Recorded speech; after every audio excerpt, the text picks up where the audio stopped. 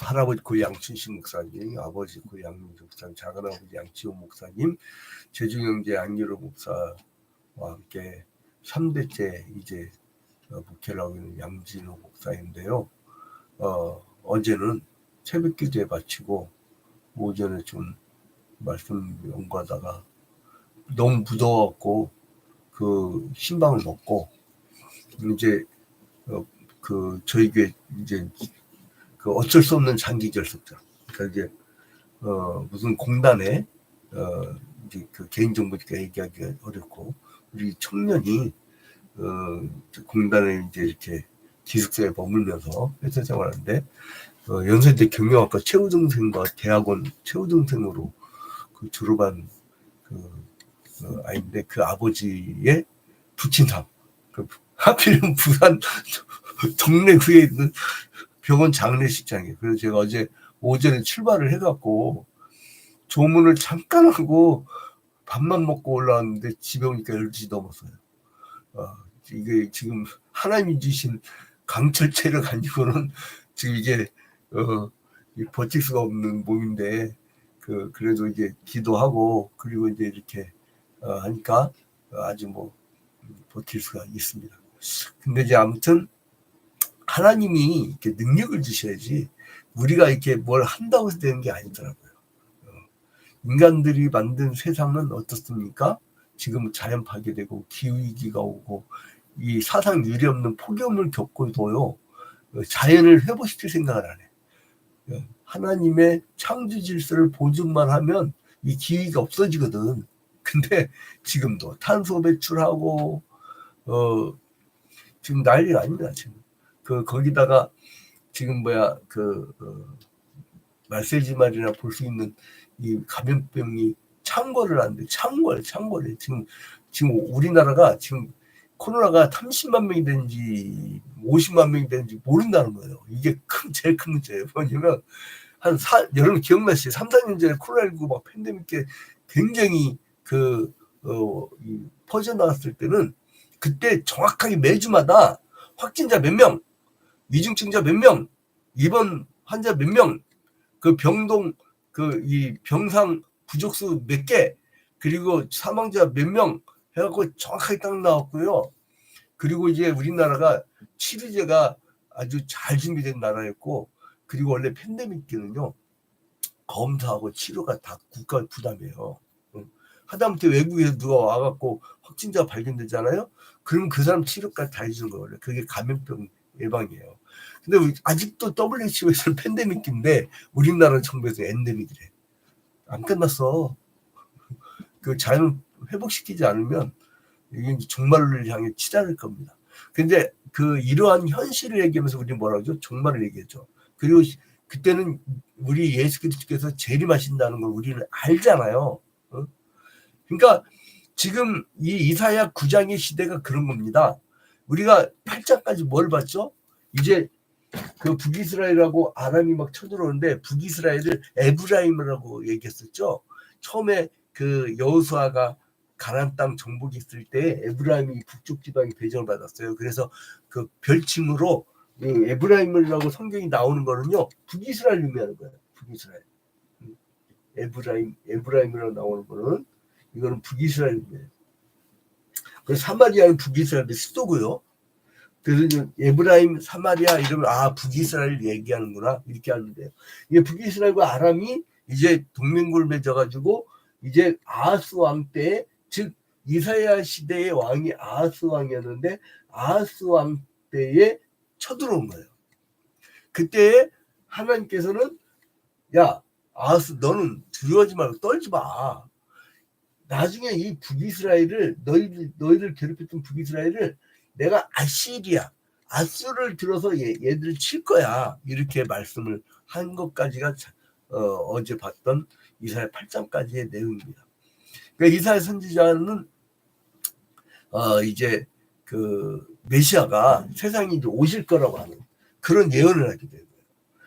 자 보세요. 지금 아하스 왕의 온갖 이 관심의 초점은 전국이야, 전국.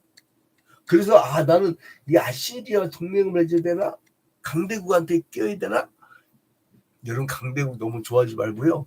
그리고 이 강대국을 끌어들이면 지금 뭐 우리나라도 뭐 그 이 데이비드 캠프에서 그 한미일 이렇게 얘기하면서 그 뭐야 올해 11월 달에 동아시아 사령부 만든다는 그런 보도가 있었잖아요. 근데 동아시아 사령부를 만들면 누가 중심이 되겠냐고. 해양국가 일본이야. 나 그래서 1905년도 카스라테프트 밀약이 생각나가지고 손찌르 죽겠어. 잘못하면 저거 뭐야 평택 미군 기지에 미군하고 일본군이 같이 주둔한 건지 모르겠어요. 아무튼 그렇게 되면 이제 그 다시 일제시대가 돌아오는 건데, 근데 아무튼간에 이 그 아시리아에게 뭐 이렇게 이 그 매달려들지 않는가 이런 생각하니까 너 무슨 생각하는 거야 아스. 응? 그래서 이사야 선지자가 선포를 합니다. 이제 세상에 빛으로 오실 메시아가 오는데 그 어둠 속에 있는 얼마나 어두운 시대입니까? 전쟁이란 건 여러분 상상도 하지 마. 상상도. 여러분 지금 물 잘 쓰고 있죠? 수도 파괴됩니다. 물 못 마셔. 여러분 밥 잘 먹고 있죠? 그 식생활비 그 식생활용품 어디서 올 거야? 전시가 되면 이게 모든 게 다 올 수도 돼버립니다. 지금 우크라이나, 러시아 그리고 또 그 이스라엘, 팔레스타인, 이스라엘, 팔레스타인은 전쟁이 아닙니다. 그건 학살입니다. 저 예수를 십자가 못 박아 지금 유대교인들이 그 이 자기들의 그 시온 땅을 회복한다고 그 아직도 구약 시대 그 사람들은 예수가 온 지 언젠데 예수는 평화의 복음을 전했는데 이 사람들은 아직도 전쟁의 그 방법대로 사용하는 거죠. 근데 이제 영원한 한 나라의 왕으로서 공평과 정의로 다스리실 그 메시아가 오실 거라는 걸 예언하고 있어요. 아니 지금 현실도 막 복잡해지겠는데 머리가 아프고 지금 현재 이 시대가 암울하고 그리고 내가 지금 당장 먹고 살기가 힘들고 여러 가지로 어려운데 저 멀리 이 당시로부터 700년 후에 오실 메시아, 구약 시대의 그 히브리어는 메시아지만은 신약 시대의 헬라어로는 크리스토스, 그러니까 즉 그리스도. 그러니까 메시아는 구약의 메시아란 말이 신약의 그리스도예요. 근데 이 메시아가 오실 거라고 하는 그 예언을 하고 있는 거예요. 그러니까 세상 사람들 볼 때 무슨 뚱딴지 같은 소리야. 그러니까 지금 현재 막 현실을 먹고 사는 거, 야, 그러니까 이제 네가 지금 어렵지. 그러면 어려우면 내가 뭐 도와줄게. 이게 아니고 너 예수님이 재림하시니까 빨리 예수 믿고 구원받아. 뭐 뚱딴지 소리야. 그러니까 전도가 안 되는 거야. 이 사람들이 이해가 안 되는 거예요. 그러니까 가짜 종교를 뭐라 하냐면 그래 너 잘 먹고 잘 살아. 예수 믿는 그 너 종교를 가지면 잘 먹고 잘 살아. 이거는 가짜 복음이에요. 그렇게 하지는 않았어요. 선지자들은 그러니까 현실의 문제를 현실로 해결하지 않았어요. 저 희망의 나라, 저 소망의 나라, 저 거대한 하나님의 나라를 그 늘 주제로 삼았지 그 쪼잔하게 그 돈 몇 푼 더 버는 그 문제 갖고 그래서 이제 막 축복기도 하잖아요. 개업하다가 저도 많이 겪었었는데 개업할 때 막 축복하면서 대박 터질 찌어살리고 돌아왔잖아요. 근데 몇 년 뒤에 망해버렸어. 그럼 그 사람 교회 떠나버려요. 그러면 하나님이 자기 사업을 잘 하게 해주는 어떤 그 자기 우상이나 무슨 큰 차이가 있어요. 근데 아무튼 이스라엘이 중요한 건 뭐냐면 하나님 말씀을 무시하고요. 이 사람들이 교만했던 데 문제가 있었던 거예요. 그 회개치 않아서 하나님의 진노 심판을 받게 된다는 거예요. 그게 문제였다는 거죠. 자, 그래서 하나님께서는 뜻밖이죠. 전쟁 상황이 뭐가 있어야 돼요? 큰 무기가 있어야 되죠. 근데 여기서요, 애기 얘기를 하네. 메시아를 얘기하는데 무슨 그 당시에 이 사람들은 메시아 그러면 막 칼 들고 갖고 백말 타고 갖고 적군을 막 물리치는 승리의 그 어떤 병사로 장군으로 그렇게 생각을 했었어요. 그게 아니야. 아기가 난데 무슨 뚱딴지 같은 소리예요? 근데 하나님의 이 방법은 이래요. 하나님의 방법은 악이라니까. 아기는 아무것도 못해. 연약해. 그죠? 근데 아기를 보냄으로써 뭐예요? 니들이 힘 자랑하던 니들 그 시대에 내가 힘이 있으니까 말이야. 너 말 안 들어. 마음에 안 들어. 자기 아무리 참으라도 저게 삐딱하네. 저거 쳐버려. 그러면 아무리 뭐 거기서 지들 대표라도 그냥 낙마시키고. 근데 이게 습관이더만. 충신들을 내가 봐도 정말 충신들이야. 그 사람들 때문에 자기가 그 위치까지 올라갔는데 조금만 마음에 쳐버리고. 이거는 습관이야, 습관. 그 인간 질이 안 좋은 거예요. 인간 질이 안 좋은 거예요. 충신이 좀 삐딱한 얘기 하더라도 그건 충원이라고. 내가 아무리 봐도 그건 충원이야. 근데 자르고 나중에 외로워질 것 같아. 나중에 자기 이제 마약 사범 혐의로 이제 깜빵 가고 그래도 아무도 안 구해줄 것 같아. 아무튼간에 이제 그런 나라에 그런 왕이 있어. 아무튼 이제 근데 이런 흑암 속에 있는 이 백성들한테 아기를 보내겠다는 거예요. 그 백성들이 이러한 빅 그레이트 막 어떤 프리미엄 그랜드 막 어떤 이런 거대한 걸 생각할 때 빅을 생각할 때 하나님은 오히려 아기를 보내신대요. 여러분 이게 지금 희한하지 않아요?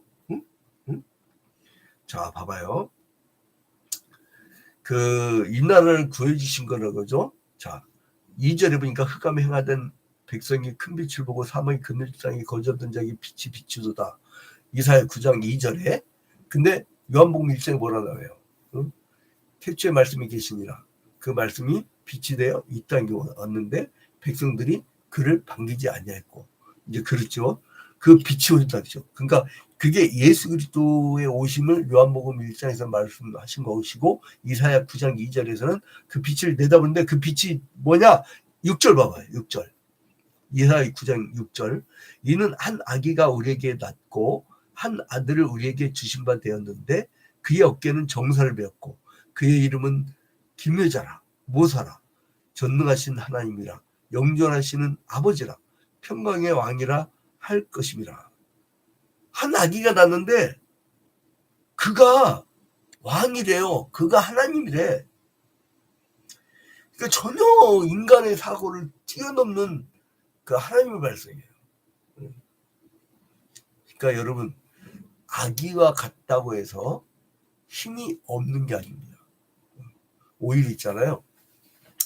장자책에 보면 이런 얘기가 나와요.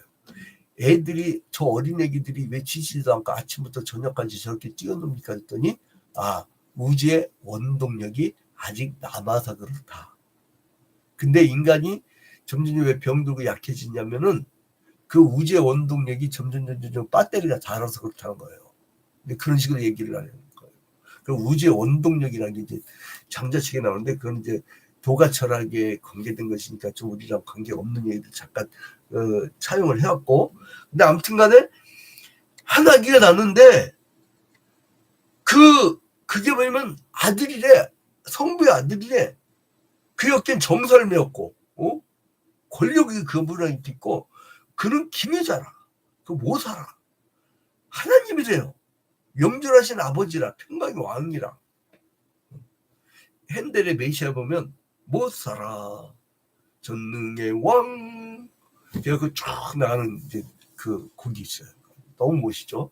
근데 오실 메시아는 어린 아기를 탄생하신다는 거예요. 니들 지금 이렇게 전쟁 때문에 시끄럽지? 예수가 아기 예수로 오시는데 백성들과 세상을 구원하실 그 왕이야. 그러니까 뜻밖이죠. 왕은 칼 들고 가서 막 적군을 물리치는 그런 왕을 생각하고 있는데 근데 그는 놀라운 모사의 영존하신 아버지란 거예요. 평강의 왕이란 거예요. 그 다윗의 왕자에 앉아서 정의로 통치하실 것이라고 예언을 합니다. 근데 이제 시편 114편 4절에 보면 정직한 자에게는 흑암 중에 빛이 일어나리라 라고 했죠. 그러니까 이런 시대가 어둡고 북이스라엘과 남유다가 범죄로 말미암아 하나님이 멸망하기로 작정했지만 하나님 말씀에 반듯하게 선 자들은 하나님이 아무리 어두운 시대라고 해도 빛으로 오신 예수와 함께 빛이 되게 한다는 거예요. 그래서 빛을 등경해 주고 빛이 하신다는 거예요. 자, 그 다음에 이제 6절부터 17절에 보면은 그래서 그는 이스라엘 심판하시는데 왜 그들을 심판하느냐? 그들이 교만하기 때문에 그렇다는 거예요. 응? 자, 9절에 보니까 모든 백성 곧 에브라임과 사마리아 주민이 알 것이었는 그들이 교만하고 완악한 마음으로 말하기를. 그러니까 뭐냐면 교만하니까 하나님 말씀을 안 듣는 거야. 교만하니까. 그러니까 세상 사람들 전도해도 이렇게 하나님께로 안 돌아오는 게 뭐냐면은 신을 부인하잖아요. 알지 못하잖아요. 그건 뭐냐면 교만해서 그래요. 내가 다 안다 이거예요. 내가 똑똑하다 이거예요. 내가 아는데 무슨 신이 없다 이거예요. 자, 그 다음에 그러니까 이거를 하나님은 심판으로 그들에게 정신을 차리게 하겠다라고 하는데 이제 18절부터 21절에 보면요. 이게 이제 이방까지 쫙 퍼져나가요. 이방까지. 그래서 이제 21절에 보니까 므낫세는 에브라임 므낫세를 먹을 것이요 또 그들이 아파요 유다를 치리라. 그럴지라도 여호와의 진노가 돌아서지 아니하며 그의 손이 여전히 퍼져 있으리라. 이 죄악이라는 게 무서운 게 뭐냐면 여러분 이게 죄악이라는 게 퍼져나가는 걸 보면요 그 자기가 죽는 걸 몰라. 여러분 봐봐요. 이 구절이 완전 섬찟한 게 있어요.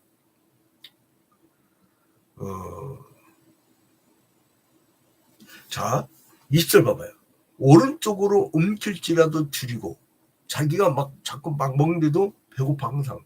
그게 탐욕이에요. 전쟁이란 건요. 정복하고 또 정복해도 이 자기의 만족이 없어.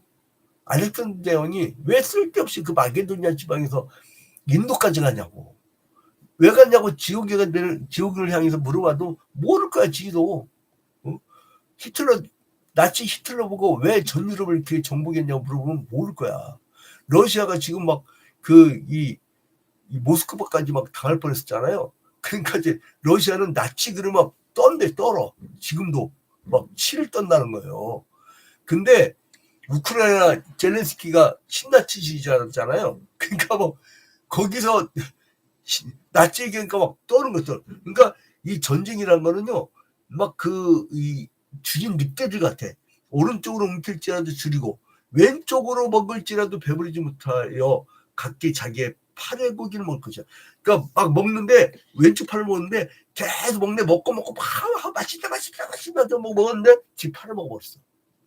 그 얘기야 이게. 탐욕은 자기도 죽는다는 거예요. 탐욕은. 여러분 갭투자 그러잖아요. 그 갭투자는 뭐냐면 이렇게 가격인데 뻥 튀잖아요. 그러면 이제 다른 사람들 그걸 못 사. 근데 자기 돈 엄청 벌어. 근데 문제가 뭐냐면 자기 자식 망해봐. 자기 자식이 망하면요. 그걸 쳐다보지도 못할 뿐더러 부자 사람도 못 간다잖아요. 그 지 아버지가 저지른 범죄 때문에 그 자식은요 비참하게 사는 거예요. 그러니까 공동체성을 알아야 되는데 아무튼 간에 이제 결론을 맺도록 하겠습니다.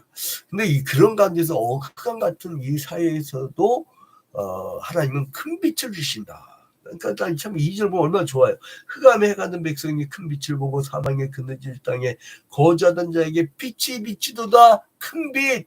하나님 임재 또는 그 임재를 인해서 각기 죄가 도말된 상태를 얘기합니다.